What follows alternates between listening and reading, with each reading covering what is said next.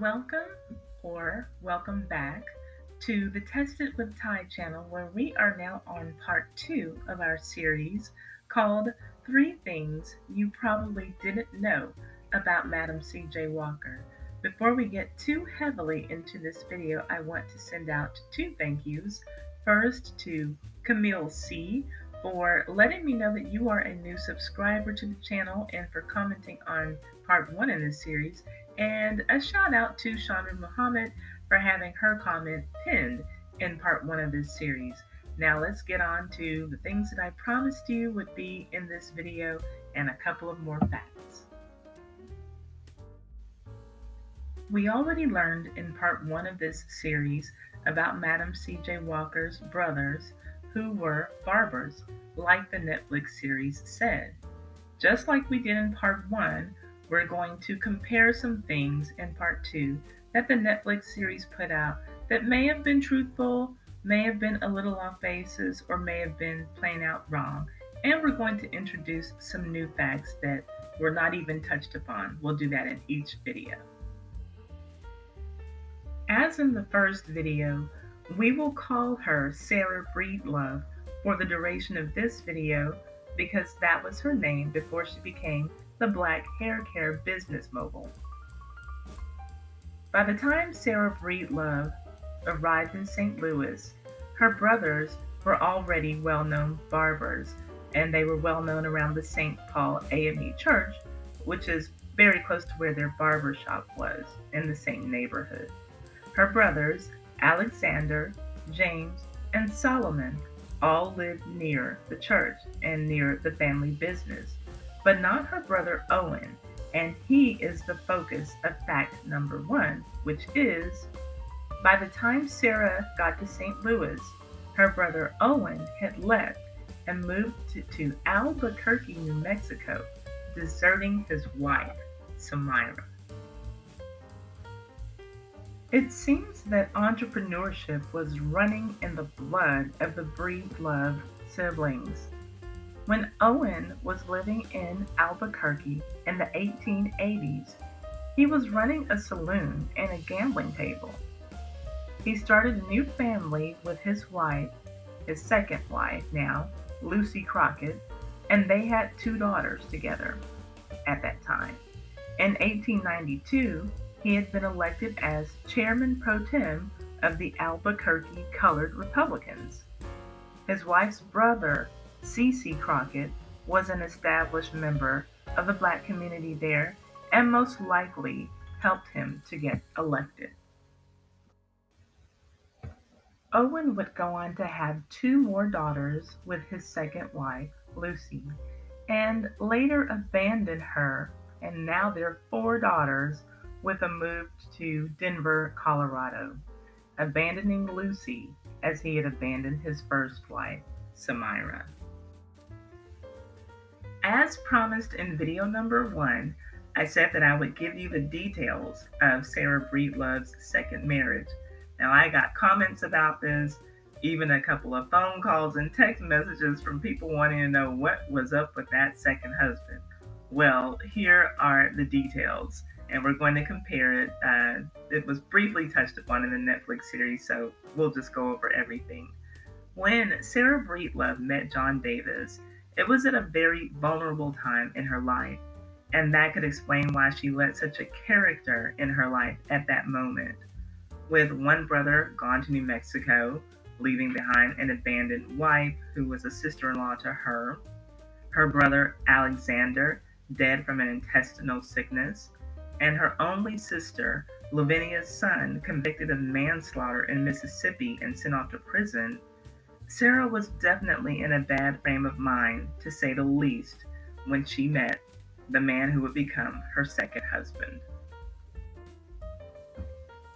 John Davis had recently arrived in St. Louis from DeSoto, Missouri, and he had no home of his own, so he moved in with Sarah Breedlove and her daughter Lelia, who was now 9 years old.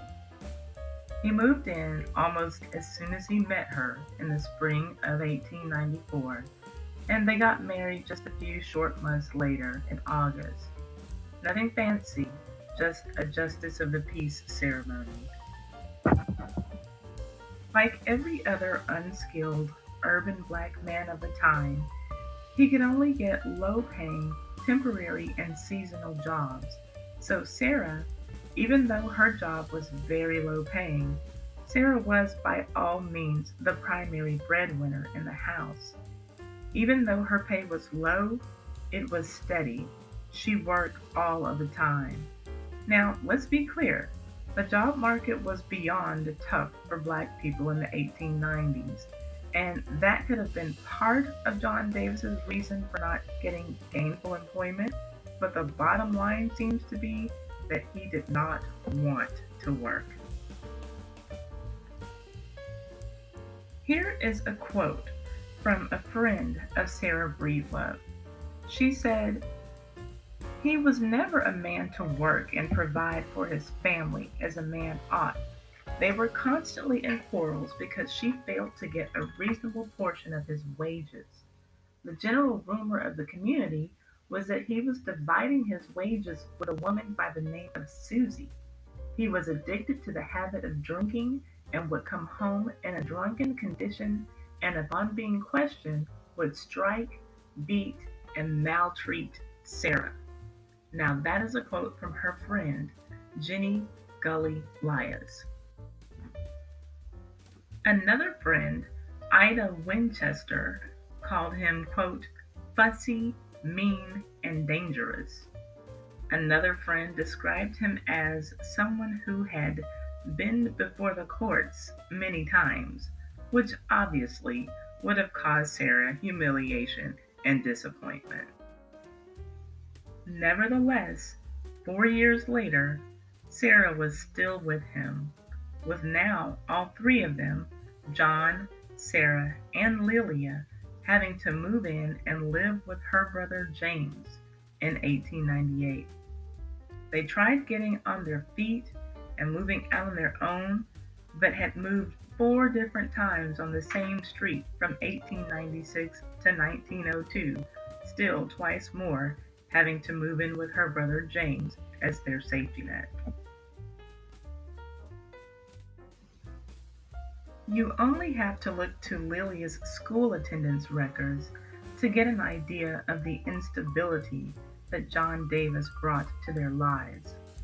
The year before he and Sarah were married, Lilia missed 6 days of school out of an entire year. After this marriage union, Lilia's school attendance went from perfect in the first quarter to the rest of the year being catastrophic. From November to June, she only attended school for 23 days. That's from November to June, you all. She missed the entire third quarter, and by the end of her seventh grade year, she had been readmitted 6 times. 6. All that mess he put them through, and get this, you all, just before Sarah's 36th birthday, John Davis claimed that she deserted him. Did you hear that? And like everyone expected he would do, he moved in with his girlfriend, Susie, who we will now call Susie the Bluesy.